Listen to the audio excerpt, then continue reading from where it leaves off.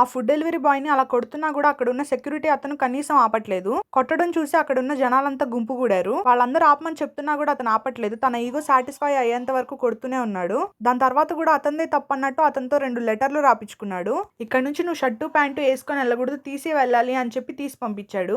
ఇదంతా అక్కడ ఉన్న ఒక సీసీటీవీ ఫుటేజ్ లో అయితే రికార్డ్ అయింది. అండ్ అక్కడ ఉన్న వాళ్ళు కూడా చాలా మంది వీడియోస్ తీశారు. అవన్నీ ఇప్పుడు చాలా వైరల్ అవుతున్నాయి. ఇదంతా చూసిన అబ్బాయి వాళ్ళ అమ్మ అయితే చాలా బాధపడుతుంది. ఈ న్యూస్ బయటకు వచ్చిన తర్వాత అయితే ఫుడ్ డెలివరీ బాయ్స్ అందరూ వైజాగ్ లో ధర్నా చేయడం స్టార్ట్ చేశారు. నా ప్రకారం అయితే ఫుడ్ డెలివరీ బాయ్స్ కి చాలా రెస్పెక్ట్ ఇవ్వాలి. ఫుడ్ డెలివరీ చేయడం కోసం వాళ్ళు ఎండలో వానలో ఎంత కష్టపడతారో తెలుసు.